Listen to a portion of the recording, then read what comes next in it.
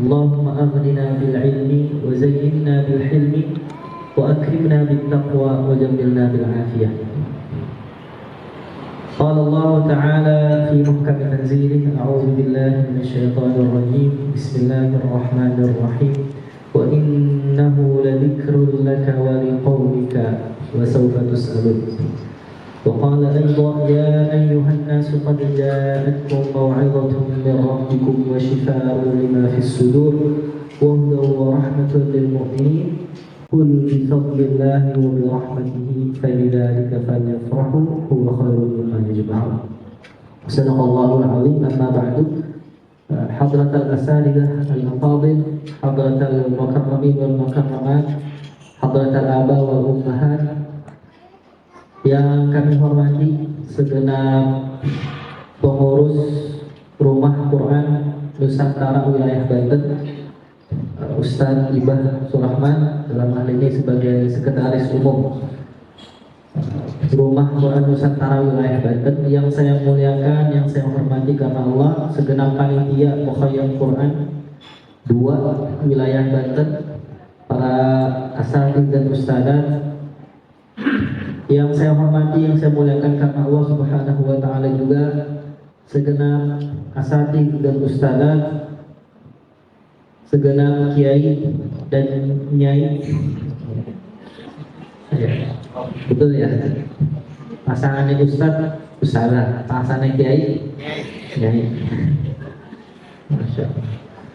Yang luar biasa yang hari ini, ya Allah takdirkan saya duduk di sofa yang lebih tinggi daripada para kiai dan para nyai.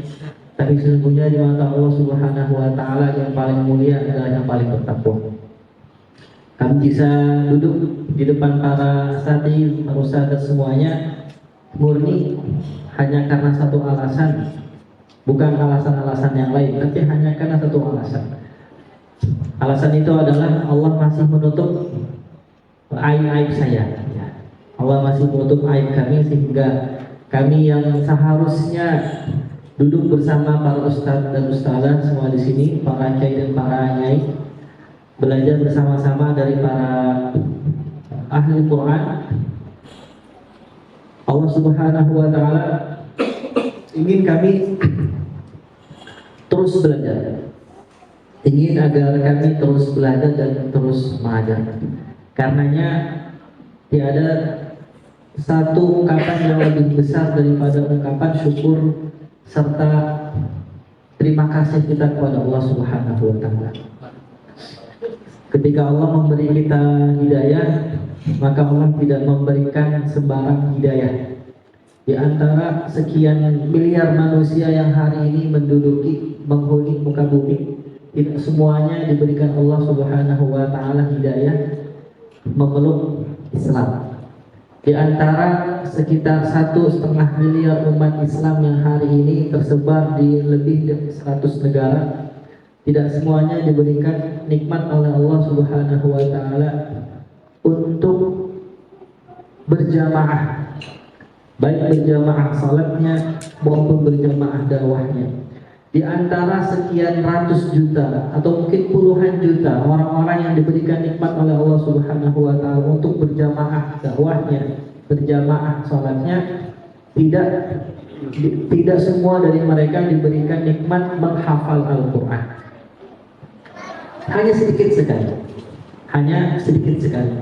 Kita bisa mengetahui kualitas orang-orang yang dekat dengan Al-Quran, persentasenya itu dengan melihat persentase suara partai Islam di pemilu. Nah, kalau tidak ke sana, ya pokoknya begitulah.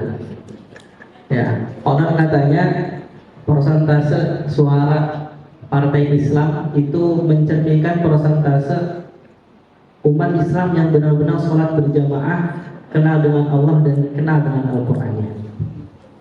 Maka 1000 duta Al-Quran dari Banten untuk Indonesia, kita semua dan saya sendiri menghafal Quran di BSD Bogor, Serpong dikit, di Gunung Sindur, Jalur Quran Mulia.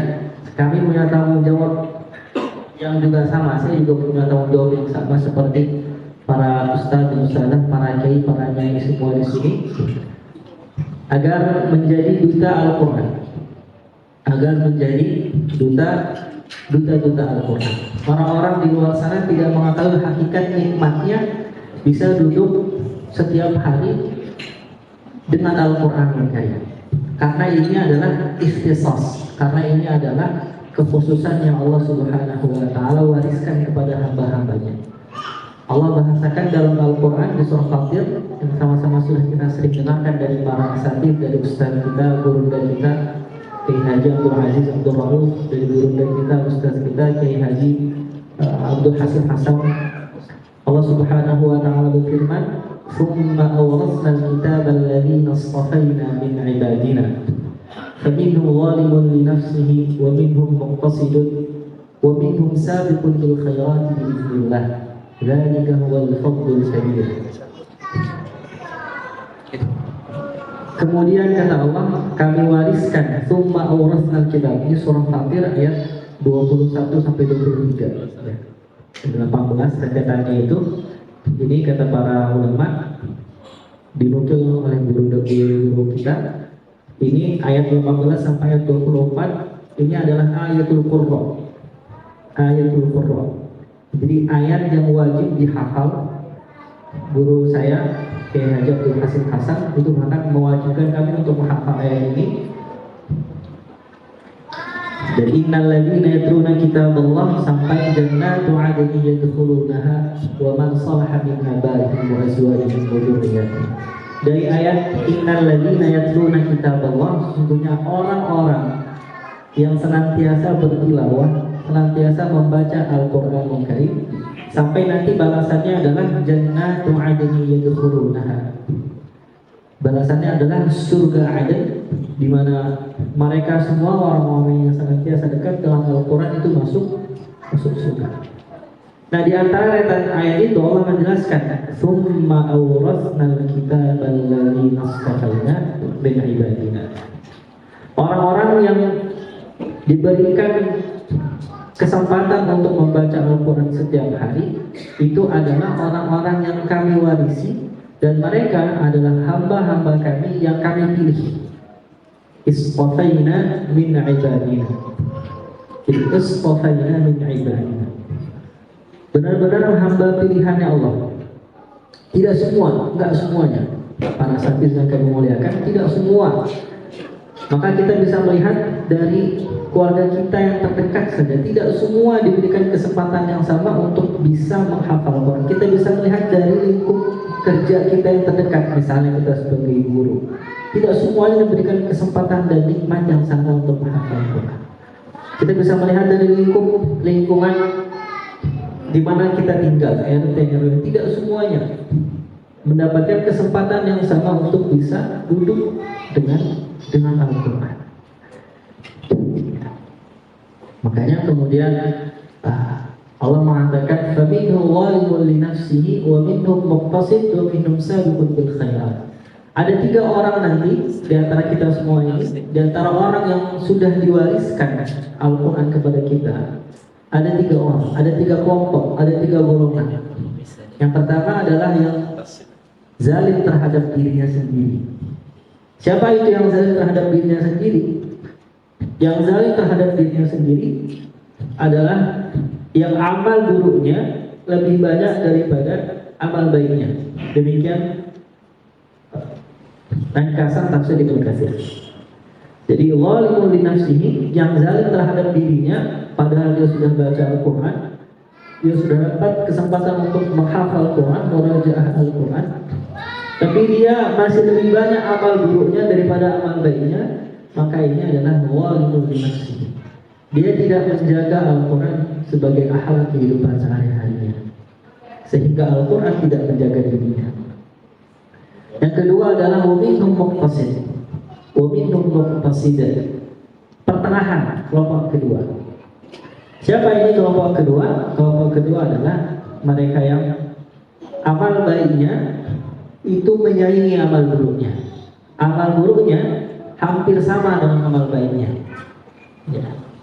Sudah menghafal Quran setiap hari, mengajar Quran setiap hari, akhlak Al-Quran benar-benar dia hadirkan dalam kehidupan sehari-hari, di tengah keluarganya, di tengah-tengah lingkungan kerjanya, di tengah lingkungan tempat di mana tinggal, di masjid, di kamar, di pasar, di jalan. Namun yang paling tinggi adalah wa minhum sabiqun bil khairat. Kelompok ketiga adalah yang amal baiknya itu melampaui jauh amal dulunya. Amal dulunya hampir-hampir tidak ada. Ya. Benar-benar Al-Quran itu hadir sebagai akhlak kehidupan sehari-harinya. Ketika sendiri, ketika bersama istri, ketika bersama suami, ketika bersama anak, ketika bersama kakak, ketika bersama tetangga. Dia tidak hadir sebagai dai, sebagai ustadz hanya di luar rumah, tapi di dalam rumah pun dia hadir sebagai dai. Itu yang senantiasa dipesankan oleh Bapak kami almarhum Ustaz Tamimullah.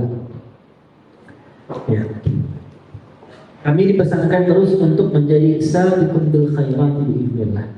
Makanya kemudian para asatidz dan ustadzah yang Allah muliakan, ketika kami dapat undangan Mukhayyam Quran ini dari panitia, Ustaz, saya langsung teringat almarhum Bapak. Almarhum Bapak itu dulu ikut Mukhayyam Quran tingkat nasional, mewakili Jawa Barat, pada sana, mewakili Depok. Gitu. Di umurnya yang sudah 51, 52, ikut sekitar 4 tahun, ya. 3 tahunan ya, ikut sekitar 4 angkatan. Tadi Ustaz cerita Bapak sampai setoran di agenda Mukhayyam Quran Nasional itu sampai 14 juz. Meskipun versi yang saya terima dari Bapak dan dari Ibu itu 11 juz. Ya, subhanallah. Saya kemudian jadi teringat, ya, ini acara yang selalu ditunggu-tunggu oleh Bapak. Bahkan kemudian saya waktu itu masih semester 1, semester 2 di Libya Jakarta, disuruh sama Bapak Bashir nanti Bapak rekomendasikan ke ini ya, ke timnya Ustaz Abdul Aziz biar bantu-bantu jadi musyrik. Jadi Bapak sampai pengen saya ikut juga terlibat, ya, untuk menyemarakkan kegiatan yang luar biasa. Tapi waktu itu saya uzur, saya tidak bisa karena masih terikat dawam di Libya Jakarta. Karena kan Mukhayyam Qurannya waktu itu sampai 10 hari ya, 11 hari, hampir 2 pekan kan.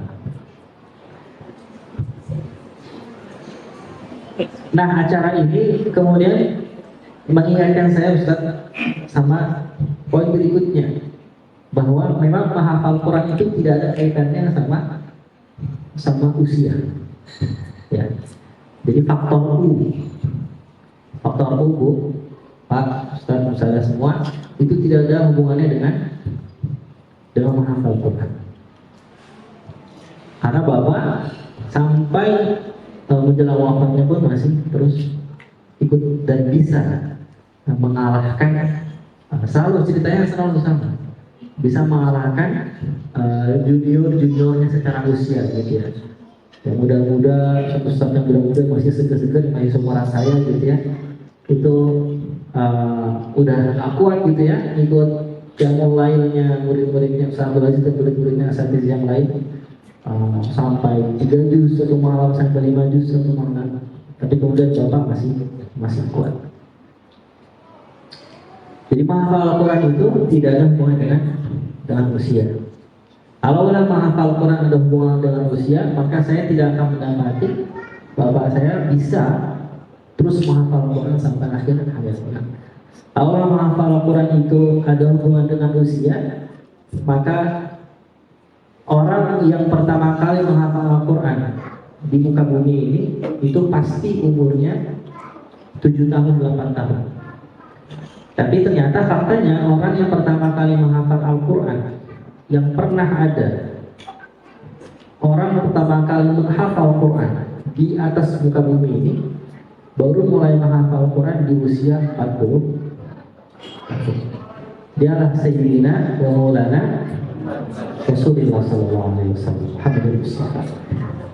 Dia menghafal Al-Quran tidak ada hubungannya dengan manusia. Karena manusia yang pertama kali menghafal Al-Quran adalah Nabi Muhammad. Dan Nabi Muhammad menghafal Al-Quran, mulai menghafal Al-Quran di usia 40 tahun. Allah mengatakan di penghujung surah Asy-Syura, di penghujung surah Asy-Syura ayat 25. Wa kadzalika auhayna ilaika ruhan min amrina ma kunta tadri mal kitabu wala al-iman walakin ja'alnahu nuran nahdi bihi man nasha'u min ibadina wa innaka latahdi ila siratal mustaqim siratal ladzina lahu ma fis samawati wa ma fil ardh ala ila Allahi masirul mu'min.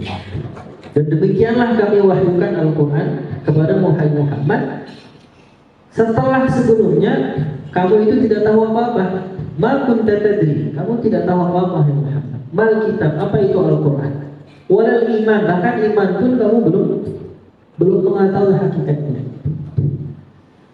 Kemudian walakin ja'alnahu nuran nahdi bihi man nasha'u min ibadina. Setelah kami turunkan Al-Quran kepada-Mu, barulah kami beri petunjuk apa itu iman, apa itu Al-Quran. Nah, hadirin-hadirat Allah muliakan, menghafal Al-Quran juga tidak ada hubungannya dengan generasi. Bahkan saya mikir-mikir, Ustaz, generasi milenial itu adalah generasi yang paling tidak cocok menghafal Quran. Ya, ini lintasan pikiran saya. Jadi generasi milenial itu adalah generasi yang paling tidak cocok menghafal Quran. Generasi yang paling cocok menghafal Quran adalah generasi bapak ini. Nah, ini entah nanti ditafsirkan untuk menyemangati saja ya. Tapi ini beneran. Saya pikirnya begitu. Kenapa? Karena generasi milenial, generasi saya ke bawah, itu terbiasa instan, terbiasa cepat. Saya itu bisa pergi kemana aja. Saya bisa pergi sendirian kemana aja. Tapi nggak tahu dan tidak hafal jalan. Tapi saya bisa sampai di jalan. Saya mau pergi ke Pati, saya baru sampai semalam dari Pati jam 8, jam 9. Saya santai gitu, naik bis, gitu. Nggak khawatir, berangkat dulu bolak-balik hampir setiap pekan dari Pati, Jawa Tengah, Jakarta, gitu ya. Nggak khawatir, tapi saya nggak pernah hafal jalan. Kenapa? Karena lagi Google Maps. Jadi saya bisa sampai ke tujuan, tapi tidak tahu itu Bapak, itu Ustaz, itulah generasi milenial itu instan sekali. Kita nggak dilatih untuk bertanya kalau tersesat. Kita tidak terlatih untuk turun ke jalan. Yo, saya Pak, ini kemana ya jalannya kalau salah. Generasi milenial itu adalah generasi yang kalau apa-apa saya dan itu langsung buka Google, cari A, B, Z, sampai Z cari. Bahkan kalau ada bocor ban di jalan, kita nggak telepon nomor darurat, ya. Kita nggak telepon 14045, ya. Nomor darurat jasa marga itu kan ya, benar ya. 14045. Apa itu jangan-jangan yang McD gitu ya? Pizza apa bisa gitu? McD yang datangnya itu kan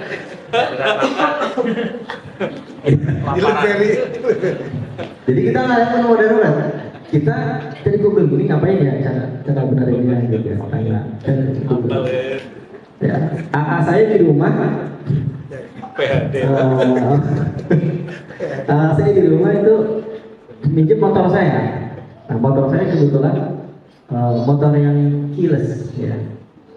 Nah, itu nggak tahu cara bukanya.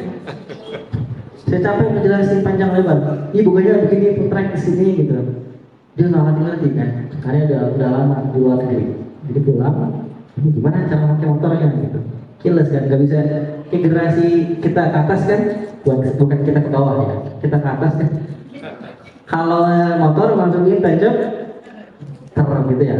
Nah, ini belum bisa dimasukin, gimana kuncinya ya? Udah saya pusing ngejelasinnya, saya kirim link YouTube. Nih, itu gini cara. Jadi subhanallah kalau lihat-lihat, emang semakin ke sini, semakin ke sana.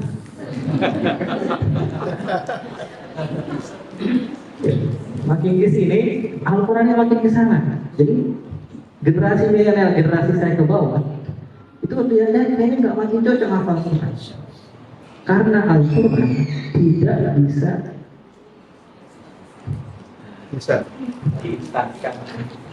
dipasangkan dengan instan, itu tidak bisa. Menghafal Al-Quran itu tidak bisa instan. Manusia yang pertama kali menghafal Quran sekalipun itu butuh waktu 22 tahun untuk menghatamkan Al-Quran. 37. Ya, dari Al-Fatihah sampai Anas, dari Iqra sampai wattaqu yauman turja'una fihi ila Allah. Ayat pertama adalah Iqra bismi rabbikal ladzi khalaq. Ayat terakhir adalah wattaqu yauman turja'una fihi ila Allah. Al-Baqarah 281. Jadi butuh waktu yang sangat lama. Bahkan generasi milenial itu generasi yang instan, maunya cepat, rapuh, ya, enggak fine mentalnya itu, ya, tidak punya mental untuk berjuang dan seterusnya. Ya. Subhanallah. Maka, tapi tetap itu lintasan pikiran saya bertolak belakang dengan lintasan wahyunya Nabi Sallallahu Alaihi Wasallam. Nabi Sallallahu Alaihi Wasallam suatu ketika bersabda di hadapan para sahabatnya, ala innaha satakunu fitnah, ala innaha satakunu fitnah. Ingatlah nanti di akhir zaman nanti akan banyak sekali fitnah, banyak sekali fitnah. Ya. Jadi pikiran yang saya tadi yang bilang bahwa ini kayaknya makin gak cocok hafal Quran. Ya. Karena Al-Quran itu harus sungguh-sungguh, harus butuh waktu yang lama. Kemudian nggak cocok sama instan yang serba cepat, maunya jadi cepat dan seterusnya.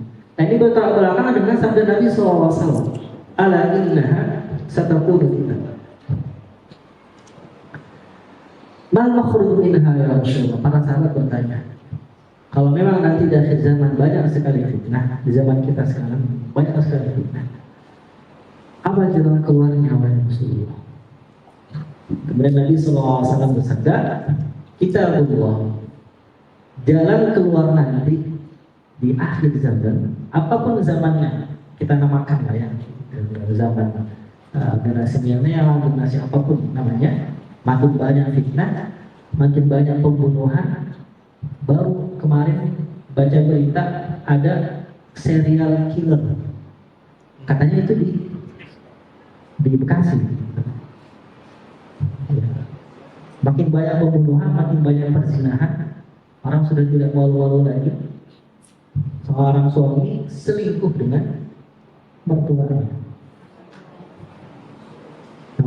Dan itu dipertontonkan anak-anak kita, keluarga kita, tetangga kita, murid-murid kita menonton itu. Pembunuhan mungkin banyak terjadi, perzinahan mungkin banyak terjadi. Nah, mal makhruj minha ya Rasulullah. Apa jalan keluarnya wahai Rasulullah? Kitabullah, jalan keluarnya adalah Al-Quran. Kitabullah. Fihi naba'u man qablakum. Karena di dalam Al-Quran ada kabar berita tentang orang-orang yang hancur sebelum kalian dan orang-orang yang selamat sebelum kalian. Wa khabaru ma ba'dakum. Dan karena di dalam Al-Quran ada informasi tentang siapa nanti yang akan selamat, siapa nanti yang akan hancur di masa depan, di akhirat nanti. Huwa hukmu ma bainakum. Al-Quran ini akan menjadi sumber hukum, sumber solusi atas segala problematika kehidupan.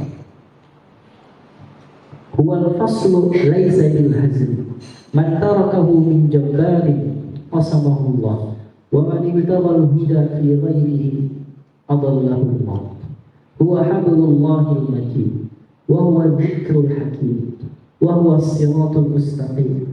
وهو الذي لا تزيغ به الأهواء ولا تلتبس به الألسنة ولا يشبع منه العلماء ولا يخلق على كثرة الرد وهو الذي لم تنتهي الجن إذ سمعته حتى قالوا إنا سمعنا قرآنا عجبا يهدي إلى الرشد فآمنا به ولن نشرك بربنا أحدا. من عمل به أجر ومن حكم به عدل ومن هدي به ومن اهتدى به هدي به إلى صراط المستقيم. Yang hadisnya panjang, riwayat Tirmidzi. Jadi Nabi SAW mengatakan jalan keluar dari fitnah di akhir zaman adalah Al-Quran, karena dalam Al-Quran adalah berita tentang orang-orang yang sebelum kalian, ada informasi tentang orang-orang yang datang setelah kalian. Al-Quran akan menjadi sumber tahkim kalian, dan dia adalah firman Allah yang al-faslu laisa bil-hazl. Dia sungguh-sungguh, gak bisa sambil bercanda, gak bisa dijadikan bahan ejekan. Man tarakahu min jabbarin qasamahullah. Siapa yang meninggalkan Al-Quran, maka Allah akan hancurkan. Wa man ibtaghal huda fi ghairihi adallahu. Siapa yang mencari hidayah, mencari petunjuk tapi tidak kepada Al-Quran, akan Allah sesatkan. Wa huwa alladhi wa man ibtaghal huda fi ghairihi adallahu Allah. Huwa hablullahi matin. Al-Quran ini adalah tali Allah yang paling kuat.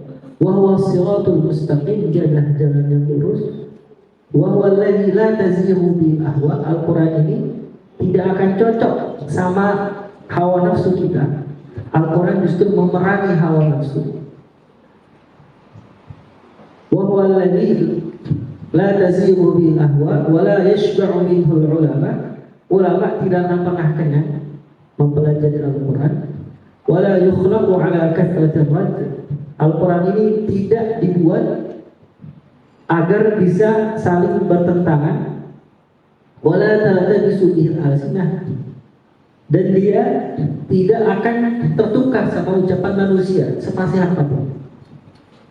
Wa huwa alladhi la tantahil jinnu in sami'atu hatta qalu inna sami'na qur'anan ajaba.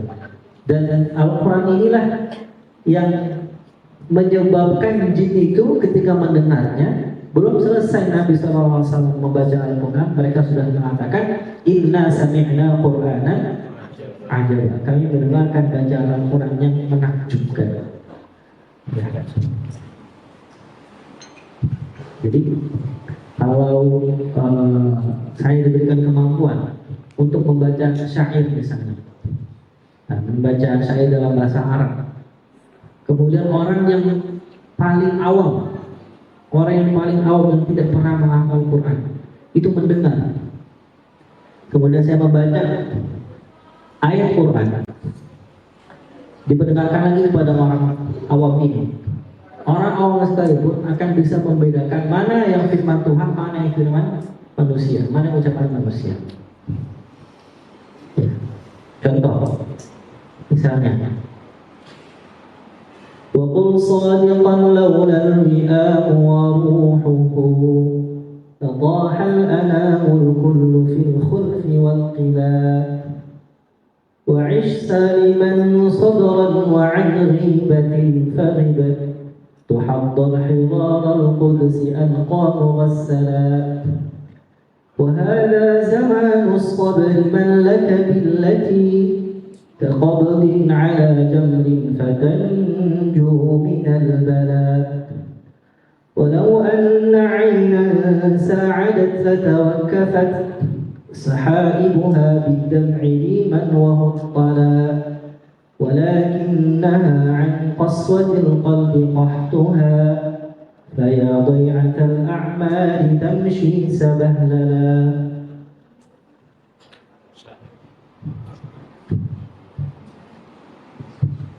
تسوا على ظهوره ثم تذكروا نعمة ربكم إذا استويتم عليه وتقولوا سبحان الذي سخر لنا هذا وما كنا له مقرنين وإنا إلى ربنا لمنقلبون. وجعلوا له من عباده جزءا إن الإنسان لكفور مبين. Mana yang Quran, mana yang bukan? Terakhir Quran. Yang awal kan? Yang awal Quran bukan?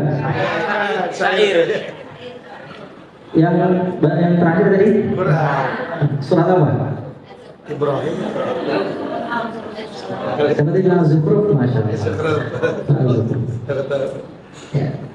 Jadi barangkali kita semua belum baca Zukhruf atau belum hafal.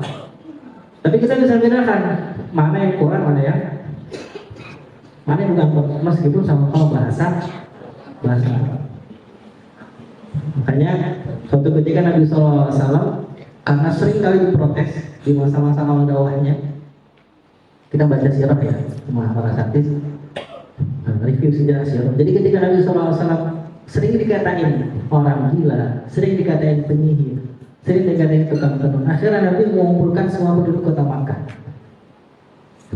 Mengumpulkan penduduk kota Makkah untuk membuktikan dirinya itu bukan penyihir, bukan tukang tenun, bukan orang gila. Turunlah firman Allah Subhanahu wa taala juz 27 surah An-Najm. Wan najmi idza hawa ma dhalla sahibukum wa ma ghawa wa ma yantiqu 'anil hawa in huwa illa wahyun yuha 'allamahu syadidul quwa. Baca sampai Dulu merwatin fasal. Baca. Semua penduduk kota Makkah mendengar karena Nabi mengumpulkan mereka semua. Semuanya mendengar. Yang kata-kata itu dengar. Dari yang paling keroncong sampai yang paling jenderal. Ada hadir di situ Al-Walid bin Al-Mughirah. Baca sama Nabi SAW An-Najm dari awal sampai akhir surat. Min hadzal hadits ta'jabun wa tadhakuna wa la tabkun wa antum samidun fasjudu lillahi wa'budu. Baca fasjudu lillahi wa'budu. Tanpa sadar semua hadirin dan hadirat yang berdiri mendengar Nabi SAW baca surah An-Najm, mendengar ayat terakhir fasjudu lillahi wa'budu, semuanya sujud tanpa mereka sadar. Tubuh mereka bergerak di luar kendali mereka. Tanpa sadar kepala mereka sudah dekat dengan tanah. Ya. Kecuali Al-Walid bin Al-Mughirah. Apa yang dia lakukan? Dia ambil tanah dari bawah kakinya, dengan tangan bergetar, dengan tubuh bergetar, dia letakkan, dia taburkan tanah yang diambil dari bawah di atas kepala. Kemudian mengatakan, inna lahu alaihi lahalawah, wa inna lahu alaihi latalawah, wa inna a'lahu lamuslim, wa inna asfalahu lamughdim, wa innahu kalamun ya'lu wa la yu'la alaih. Ini adalah firman Tuhan. Ya.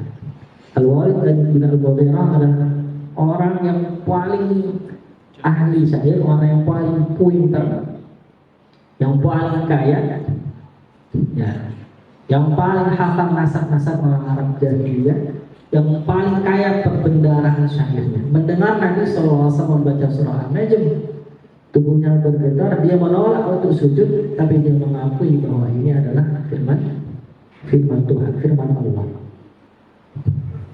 Innahu alaihi halawah. Ketika dengar itu sangat manis. Ketika disimak, dihayati, lapalawah, gak mau cepat-cepat selesai. Atasnya itu penuh dengan buah-buah yang manis, yang lebat. Wa inna asfalahu lamughdim. Akarnya itu menghujam kuat. Wa innahu kalamun ya'lu wa la yu'la alaih.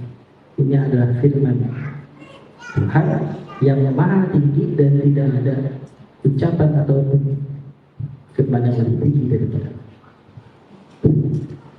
Maka kembali tadi ya, bahwa ternyata Nabi SAW justru ya, mengatakan bahwa semakin kita dekat ke akhir zaman itu semakin dibutuhkan Al-Quran. Ya, semakin instan, semakin cepat zaman, semakin terburu-buru orang itu ingin mencapai tujuannya, menghalalkan segala cara, ya, melanggar batas-batas norma dan seterusnya. Al-Quran justru semakin dibutuhkan. Ya. Seakan-akan Al-Quran menjawab segala kegelisahan saya, ya, sebagai misalnya tadi disebut sebagai generasi milenial, pengen buru-buru, pengen cepet-cepet, tapi kemudian ketika baca Al-Quran, ketika menghayati mentadabburi Al-Quran, Allah mengatakan, "Fata'ala Allahul Malikul Haqq wa la ta'jal bil Qur'ani min qabli an yudha ilaika wahyu wa qur rabbi zidni ilma." Ketika pengen buru-buru, pengen cepat-cepat terhadap sesuatu, Allah mengatakan, "La tuharrik bihi lisanaka ta'jal bihi inna 'alaina jam'ahu wa qur'anahu fa idza qara'nahu fattabi' qur'ana." Ketika pengen rasanya cepat-cepat beranjak dari Al-Quran, ya, pengen segera melanjutkan aktivitas yang lain, tapi ternyata Allah mengatakan, "Wa Qur'anan faraqnahu litaqra'ahu 'alan nasi 'ala muksin wa nazzalnahu tanzila qul aminu bihi aw la tu'minu innal ladzina utul 'ilma min qablihi idza yutla 'alaihim yakhruna lil adqani sujada wa yakhruna lil adqani yabkuna wa yaziduhum khusyu'a." Ketika ada krisis kepercayaan diri, apa iya Al-Quran itu akan hadir sebagai solusi atas segala problem saya misalnya, dan teman-teman sebaya saya dan orang-orang di luar saya punya yang namanya life quarter krisis lah ya, gitu lah ya.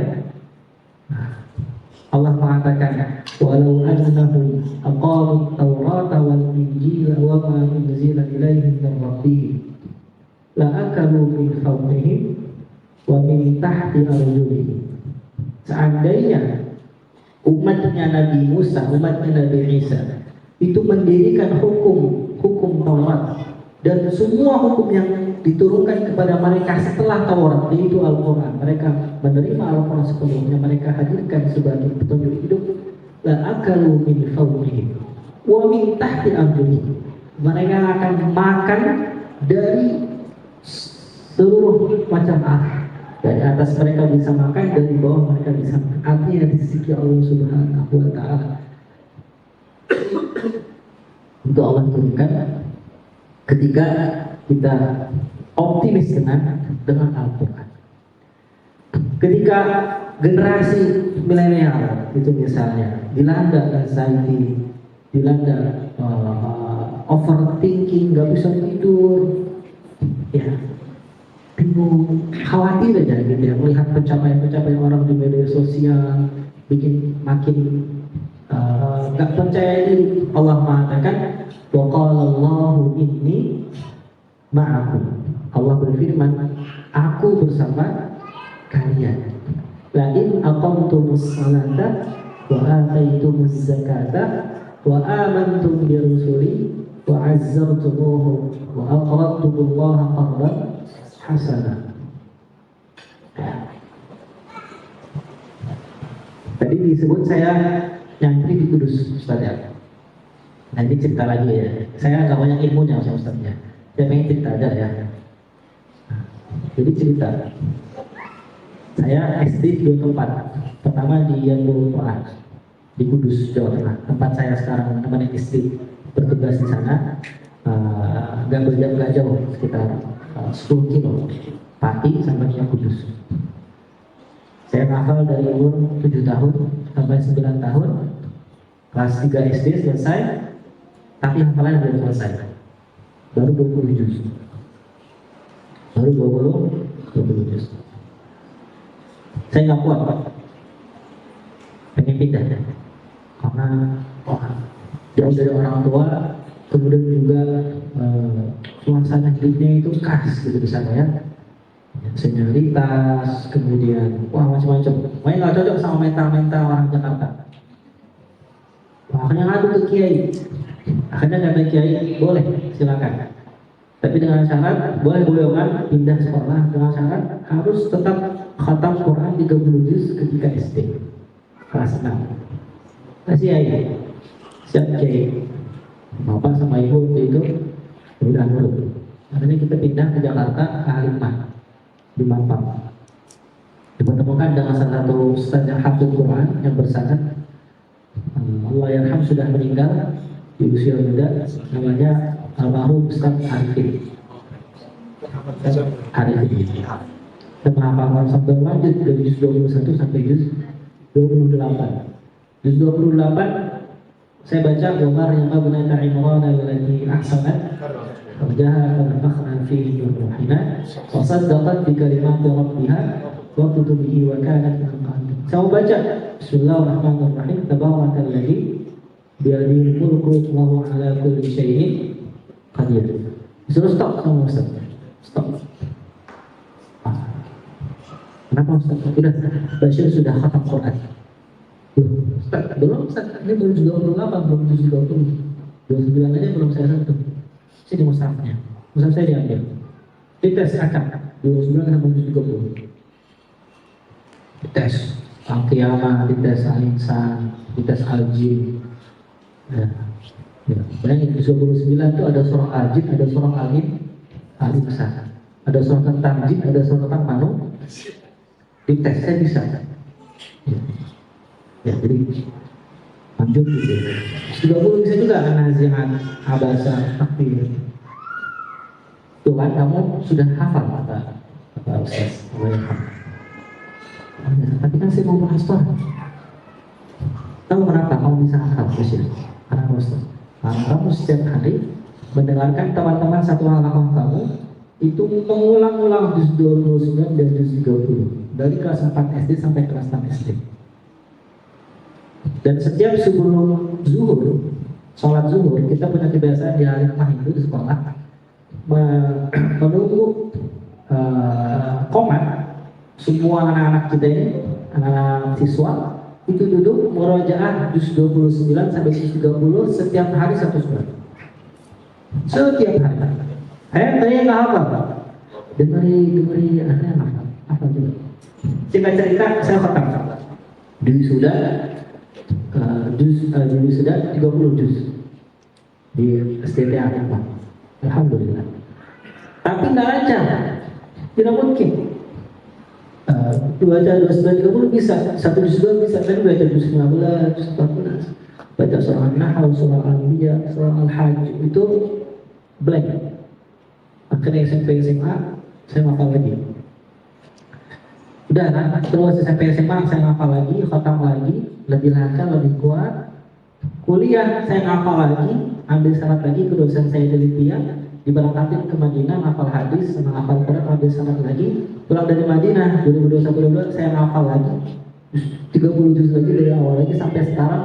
Terakhir saya restoran juz 12 surah Yusuf. Sampai kemudian saya pindah ke Pati karena namanya istri, tugas di sana dia wajib 1 tahun bantu di puskesmas, internship dokter magang. Akhirnya saya temenin.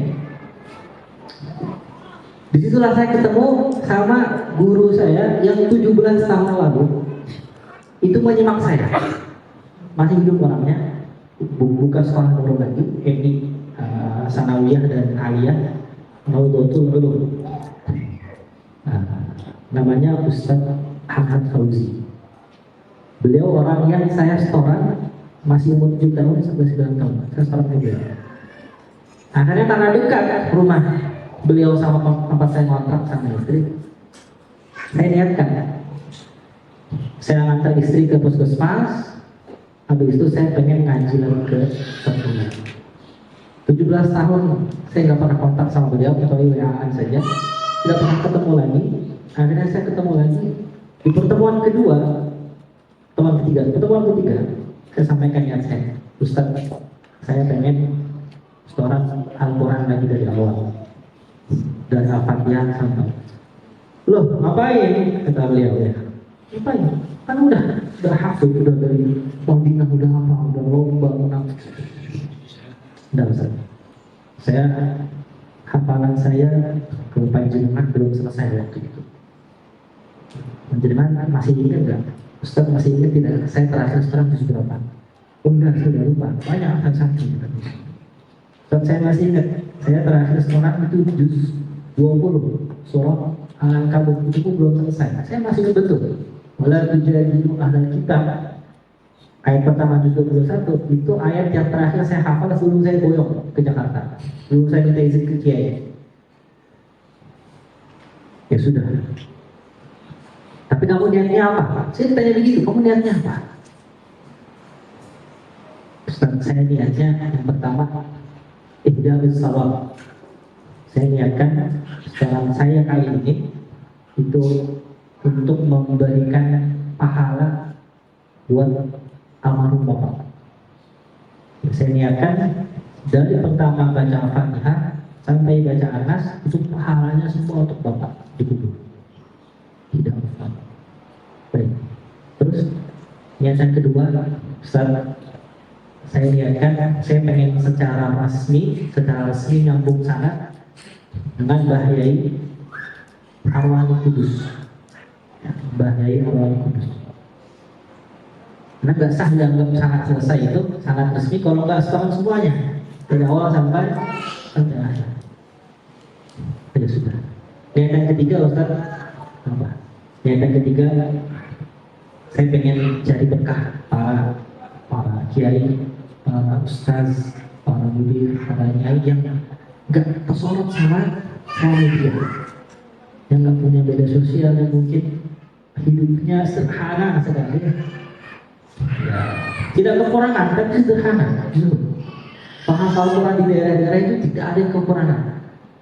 Kalau mereka mau kaya mereka bisa, tapi mereka hidup zuhud dan sederhana. Tentu orang yang sederhana yang hidupnya zuhud itu jauh lebih banyak berkahnya daripada orang-orang yang bermakan sama. Baik, akhirnya saya serang lagi sama beliau. Dari awal saya baca doa. Ya, ila hadratin Nabi Mustafa sallallahu alaihi wasallam. Saya baca apa namanya? Baca doanya. Terus kepada siapa saya hadiahkan yang ini.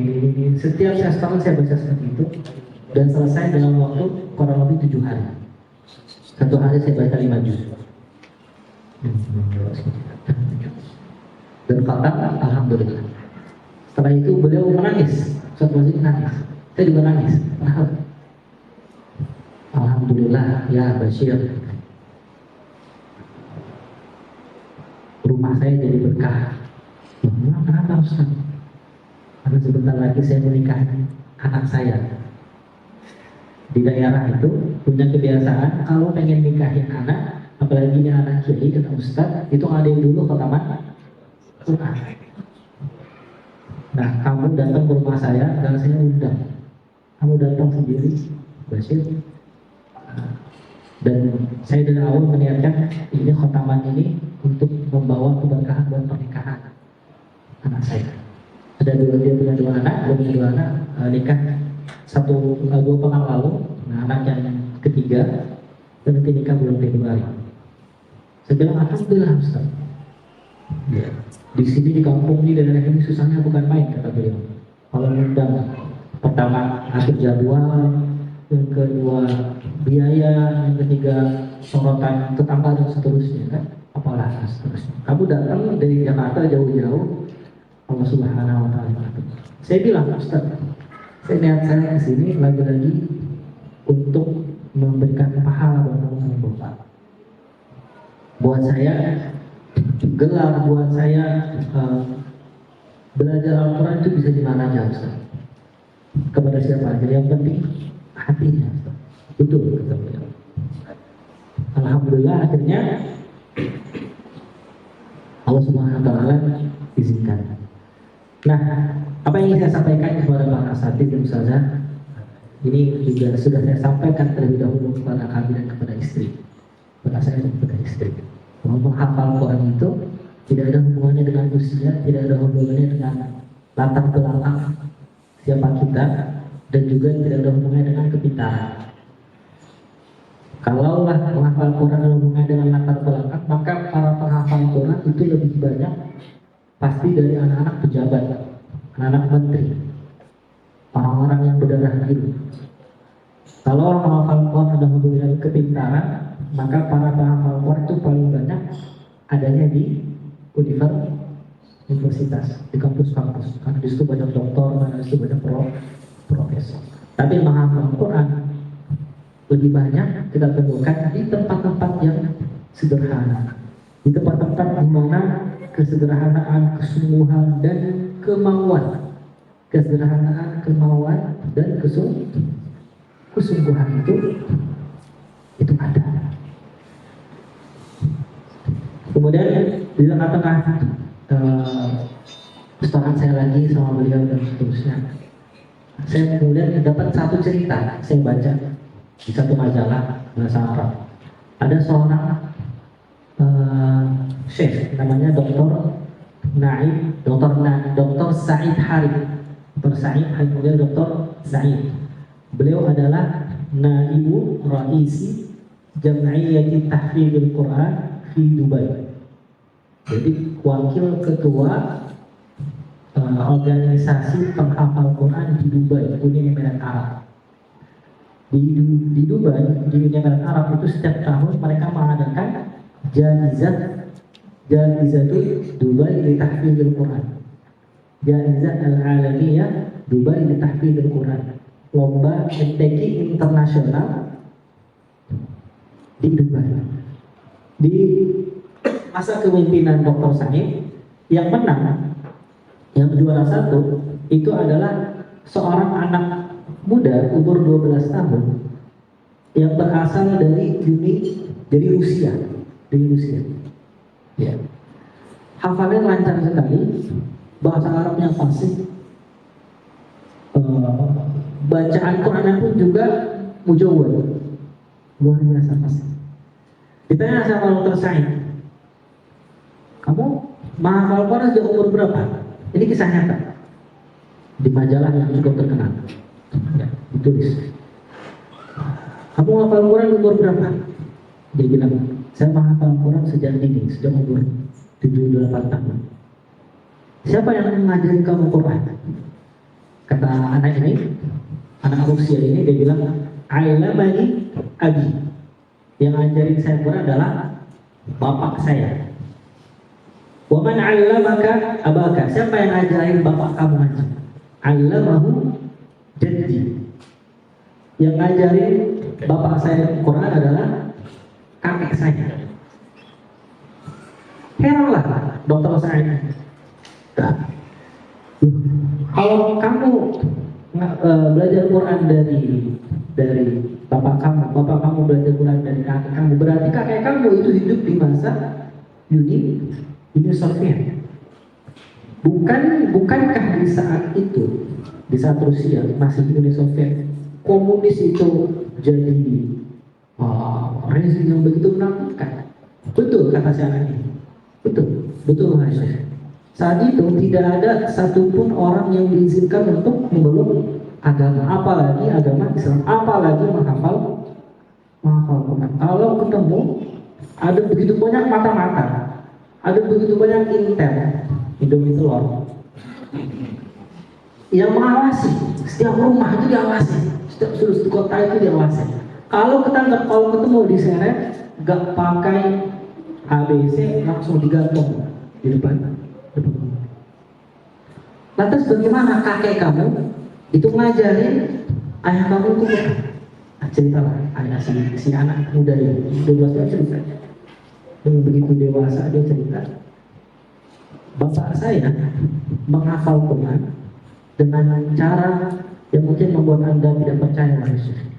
Coba cerita. Kakek saya terbiasa membangunkan ayah saya di masa mudanya, masih kecil. Ayah saya dibangunin pas masih pagi, itu belum, masih buta, bagi buta, belum ada matahari terbit, dibangunin, kemudian diwuduin gitu ya, sama ibunya diwuduin, kemudian didudukkan seperti ini, lalu diambil kain perban gitu ya, diambil kain perban, kemudian matanya ditutup. Setelah matanya ditutup, dites, bisa ngeliat nggak? Enggak. Ini angka berapa? Angka berapa? Nggak bisa ngeliat kan? Oke. Diangkat sama kakeknya ini, si ayahnya, ditaruh di atas kuda. Di atas kuda. Kemudian dibawa dia keluar kota, ke sebuah daerah yang cukup jauh, ke daerah agak pegunungan, perbukitan, sampai masuk ke sebuah gua. Ya. Dalam posisi ayahnya ini nggak tahu dibawa kemana. Yang datang udah naik gitu ya. Turun sampai ke gua itu, didudukkan lagi, dibuka perbannya, kemudian ditanya, kamu tahu ini di mana? Dan tahu. Oke. Kamu tahu ini di mana? Nggak tahu. Kamu tahu ini di mana? Nggak tahu. 3 kali ditanya. Lalu sama kakeknya diambil dari bagian dalam gua itu lempengan-lempengan serpihan-serpihan kayu tipis sama lembaran-lembaran kulit, di mana di situ ada mushaf Al-Quran. Dia satu hadis, satu lempeng, satu pipi, satu lembar. Setiap hari begitu. Selesai dia, matahari sudah agak tinggi, sudah agak turun, diikat lagi matanya, dinaikkan lagi ke kuda, bawa pulang.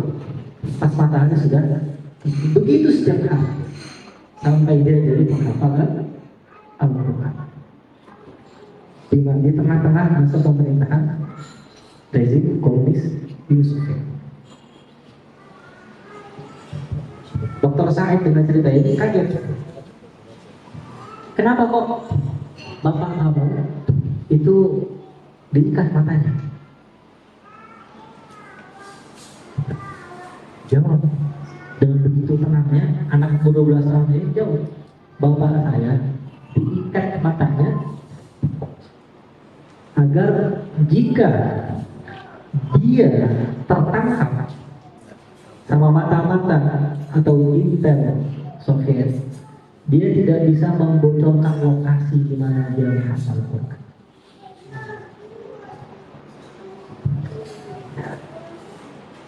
Dia tidak bisa membocorkan lokasi di mana dia menghafal Al-Quran. Meskipun dia disiksa, meskipun dia sendirian, meskipun dia syahid, dia tidak bisa membocorkan tempat di mana penghafal Quran itu dikeadaan. Cara ini kemudian diwariskan. Ya, musuh-musuh Soviet di akhir-akhir masanya itu kan agak fokusnya keluar ya. Jadi sehingga di dalam musuhnya sendiri pengawasannya agak berkurang. Ayahnya mengajarkan si anak 12 tahun menghafal Quran ini diwaris dengan cara yang kurang lebih sama. Apa yang dia lakukan, apa yang ayahnya dilakukan kepada si anak ini yang juara yang haki tingkat internasional di Dubai umur 12 tahun, dia menghafal Quran di bunker bawah tanah. Bapaknya punya rumah, dibikin bunker basement, ya basement yang kurang cahaya, yang gak ada cahaya, tapi dibikin sama bapaknya ini, bunkernya ini lampu dipasang, kemudian dihias ornamen-ornamen, kemudian digantung baju-baju yang bagus-bagus. Sedangkan di rumah atasnya, di aslinya, dinampakkan rumahnya ini rumah yang berantakan, mohon maaf. tidak ada perhatian, tidak ada suasana yang licin. Setel musik keras, kemudian rumahnya perabotan biasa, perabotan bagus. Kemudian kalau lagi di atas rumah itu, bapaknya itu pakai pakaian yang lusuh, pakai pakaian yang ditambal, seperti keluarga sederhana sekali. Nanti di jam mereka hafal, mereka masuk ke bangunan, mereka buka pakaian yang ditambal yang besar itu, mereka ganti dengan pakaian-pakaian yang paling bagus. Mereka berdandar dengan dandan yang paling bagus, mereka mulai menghafal Quran. Ya. Nah ini kemudian kisahnya yang menarik juga. Kisah nyata, dan kemudian dengan saya bilang sekarang di Rusia sendiri itu ada lomba tahunannya. Ada lomba tahunannya. Jaizah al-alamiyah Rusia di tahfidz Quran. Ya, jadi ada lomba MHQ internasional di Rusia. Baca-bacaan Qurannya fasih sekali, ya lancar-lancar hafal Qurannya, dan masya Allah. Hadirin yang Allah muliakan, terakhir sebelum ada tanya jawab, saya ingin beri satu tips, satu kiat ya. Mungkin Bapak Ibu semua di sini, para ustadz semua sudah pernah mendengar hari ini. Jika sudah mendengar, maka ini kita segera saja. Jika belum pernah mendengar, dan barangkali ini yang bisa dibawa pulang nanti, dibawa ke lembaganya, dibawa ke rumahnya, atau dibawa ke tetangganya. Jadi ada tips dari guru saya agar kita bisa komitmen dengan Al-Quran di apapun kondisinya, di apapun nama generasinya. Kuncinya adalah murojaah. Kuncinya adalah murojaah. Tapi bukan sekedar murojaah. Murojaah itu mimnya adalah muwaghabah. Muwaghabah. Mim waw alif wa ba ta. Muwaghabah. Apa ini muwaghabah? Muwaghabah adalah disiplin setiap hari wirid Al-Quran. Kemudian murajaah, huruf yang kedua di murajaah itu apa? Ra ya. Ra-nya ini adalah riyadatul lisan. Riyadatul lisan. Ra ya alif ba ta al-lisan. Alif lam sin alif nun. Riyadatul lisan. Apa riyadatul lisan? Melatih lisan. Jadi usahakan setiap hari luangkan waktu untuk disiplin baca wirid Al-Quran kita, berapapun itu. Jangan terlalu banyak lewat batas kalau kita lagi semangat, dan jangan terlalu kurang dari wirid harian kalau kita lagi panas. Itu namanya muwaghabah. Lalu riyadatul lisan, baca Al-Qurannya itu dilafazkan, disuarakan. Jangan baca Al-Quran seperti bisik-bisik sama jin yang ada dalam diri kita. Jangan baca Al-Quran dikeraskan, lidah kita dilatih. Riyadatul lisan. Walaysa bainahu wa baina tarkihi illa riyadatul fakih. Baca. Jadi kalau baca wan-nazi'ati gharqa wan-nasyiqati nashqa, terus baca. Kemudian yang ketiga, huruf yang ketiga di murajaah itu apa? Mim, ra, alif.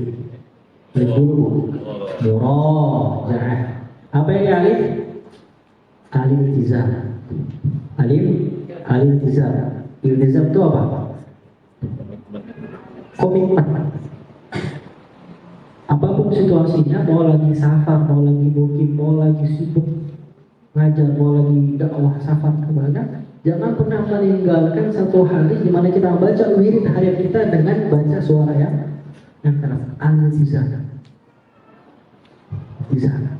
Kalau kita bisa meminta orang lain untuk disiplin ikut aturan kita, maka kita harus lebih bisa mendisiplinkan diri kita. Saya lepas setoran sama guru saya yang di Kudus tadi itu, jadi Pati. Saya ditanya, Bashir, kamu murojaah sehari berapa juz? Ini Ustaz-Ustaz semua, ini saya cerita di sini doang. Benar, saya cerita di sini doang Ustaz. Di tempat lain saya ceritanya contoh yang lain. Dan tapi ini serius. Ditanya saya sama beliau, Ustaz, saya sehari barunya 3 juz. 3 juz. Jadi kamu baru ketemu sama surat yang sama itu setiap 10 hari sekali. Ya, habis gimana Ustaz? Sibuk kita. ABC ini. Gitu. Kalau kamu emang mau ngikutin ajaran yang Mbah Yarwani itu ajarannya ajaran para sahabat Nabi. Ya. Apa itu? Jangan lepas sehari itu kurang dari fami isyauhin. Jangan kurang dari 5 juz. Mulai baca Al-Quran malam Jumat, selesai nanti malam Kamis. Itu dicetakan Mushaf Kudus yang sekarang itu ada tandanya. Jadi di surah Al-Fatihah itu ada Yaumul Khamis. Gitu. Jadi 5 juz. Fami isyauhin. Al-Fatihah sampai An-Nisa, Al-Maidah sampai Yunus, ya. Kemudian dari sampai At-Taubah, kemudian Yunus sampai Al-Isra, kemudian Al-Isra sampai Asy-Syu'ara, kemudian An-Naml sampai As-Saffat sampai Qaf sampai An-Nas. Ustaz 5 juz sehari Ustaz. 5 juz katanya. 5 juz. Itu kualitas santri-santrinya Mbah Yarwani sampai sekarang. Pondok pesantrennya ada 7 cabang, santri-santrinya menyebar seluruh negeri. Dan kalau orang disebut Mbah Yarwani itu sudah tahu ini Syekhul Qurra di Jawa. Sama seperti Mbah Yai di Kerapjang Mbah Munawir, satu perguruan. Jadi Mbah Yarwani itu sangatnya Mbah Munawir Kerapjang. Itu minimal 5 juz. Iltizam disiplin. Sejak saat itu, alhamdulillah, saya saat itu tidak pernah tinggal 5 juz sehari. Wajib. Mau lagi sakit, mau lagi sehat, mau lagi safar, mau lagi lipis, mau lagi di rumah, 5 juz sehari. Apapun ceritanya nggak ada. Kalau ada, bahkan istri sekalipun, saya terbiasa Ustaz. Kalau saya nyetir, biasanya kan nyetir itu kan kita lagi quality time ya. Ya nggak, Pak Bu. Tapi saya biasa ngantangin istri. Udah ajak ngobrol, sama aku ya. Ngomong dulu, diam dulu. Dengerin dulu saya lagi. Benar saya baca Bu. Ya ayuhan ladina amanu aufu bil uqud. Kata tadi al-jizah, komitmen. Dan subhanallah. Ya Allah. Kita bukannya makin buang waktu. Prinsipnya kalau saya makan, Pak Bu, kalau tadi misalnya istirahatnya dari jam 9:30 sampai jam 10:30, kira-kira buang-buang waktu nggak mau kayak ini? Buat makan doang. Ya nggak? Tapi Al-Quran itu dibaca dari jam 8:30 sampai jam 12 siang sampai kita nggak bisa baca lagi, itu nggak buang-buang waktu. Semakin banyak Quran kita baca, Al-Quran justru makin memberkahi waktu kita. Semua aktivitas yang kita lakukan semakin banyak dilakukan itu semakin wasting time, kecuali kemudian yang ketiga jim, yang keempat nama apa? Mu'awwal, yang kedua roh, Riyadhul Ihsan, kemudian alif, al-iltizam, yang keempat jim. Apa jim ini? Jam'ul qalbi. Jam'ul qalbi. Fokuskan hati, kumpulkan semua segenap perhatian. Persis seperti yang Quran. Jadi kalau bisa 3 hari di sini itu latihan, biar nanti 30 hari, 3 bulan sampai 3 tahun ke depan, meskipun Quran udah nggak ada, meskipun Quran Nusantara udah nggak lagi sama kita terbiasa fokus baca Quran. Ketika baca Quran udah jauh qalbi. Makanya di antara tipsnya jangan membaca Al-Quran dari HP. Karena kalau baca Al-Quran dari HP, yang ada HP yang membaca kita. Nanti kita voice video call gitu ya, siapa yang terdapat kan? Itu jam'ul qalbi. Ya, fokuskan semua pikiran kita, hilangkan semua distraksi. Yang kelima apa? Setelah jim, ain. Ain ini adalah inayatun bil mutasyabihat. Inayatun bil mutasyabihat. Apa ini inayatun bil mutasyabihat? Inayatun, perhatian kalau ketemu sama ayat-ayat yang mirip-mirip. Misalnya di juz 28 ya, ittakhadhu aymanahum junnatan fasaddu an sabilil, apa sabilih? Sabilillah di mana? Sabilih di mana? Sabilillah di depan apa sabilih yang di depan? Sabilillah di al-hasyr apa sabilillah yang di al-munafiqun? اتخذوا أيمانهم جنة فصدوا عن سبيل الله فلهم عذاب مهين. Maksudnya apa? لا تغني عنهم أموالهم di surah Al-Hasyr. Al-Hasyr mau mujadalah? Mujadalah. Kalau ittakhadhu aymanahum junnatan fasaddu an sabili innahum ma kanu dzalika bi annahum amanu fi qawlihim al munafiqun. Ya ayyuhan nabiyyu jahidil kuffara wal munafiqina waghluz 'alaihim ma'wahum jahannam wa bi'sal masir. Ini ada justru ada di ayat apa aja? Ada di surah apa aja? Oh, ada di surah At-Tahrim. Oh, ada di surah At-Taubah. Oh ya. Maryam ibnat Imran allati ahsanat farjaha fanafakhna kalau fihi di surah At-Tahrim. Kalau fanafakhna fiha di surah, Tajanya baru tahu kalau ada fanafakhna fiha. Fanafakhna fiha, bukan fihi, fanafakhna fiha berruhina. Bukan maksudnya bukan ya, bukan. Maryam ibnat Imran allati ahsanat fanafakhna fiha berruhina wa ja'alnaha wa banaha ayatan lil alamin. Oh, di surah Al-Anbiya ayat 17. Jadi mulai sekarang dia diperhatikan. Yang paling yang dalam satu surat. Jadi ini untuk ini mulai dari yang satu surat yang sama dulu, kemudian di surat yang berbeda, kemudian di juz yang berbeda. Jangan mulai dari yang juz yang berbeda dulu atau surat yang berbeda dulu, melupakan satu surah yang sama. Contoh satu surah yang sama misalnya Kalla inna kitabal fujjari lafi wa ma adraka ma kitabun marqum yashhaduhum wa ikhtilaful ulama. Subhanallah. Al-Quran itu lafaznya ada ikhtilaf. Satu riwayat ya kita, satu riwayat semua kan ini ya. Nah, jadi kalau yashhaduhum bukan yang wailu yang mailil yang yashhaduhum qarum itu di mana? Kalau inna kitabal abdallahu nabi. Ya, itu yang satu surah yang sama. Surah An-Nas.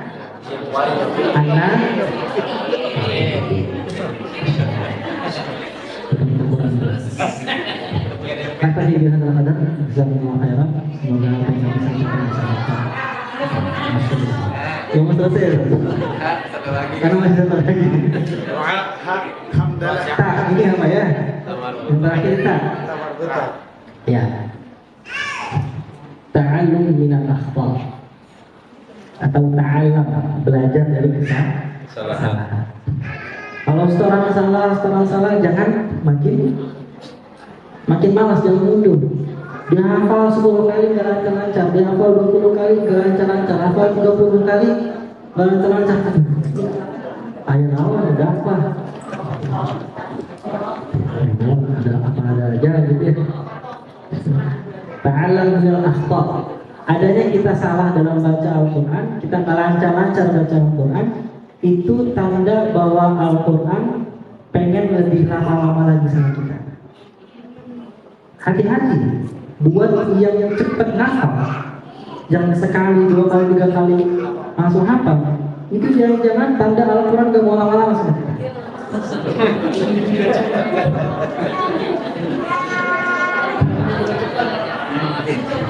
Jadi yang sedang-sedang aja. Ya. Subhanallah wa bihamdihi asyhadu an la ilaha illa anta astaghfiruka wa atubu ilaik. Assalamualaikum warahmatullahi wabarakatuh.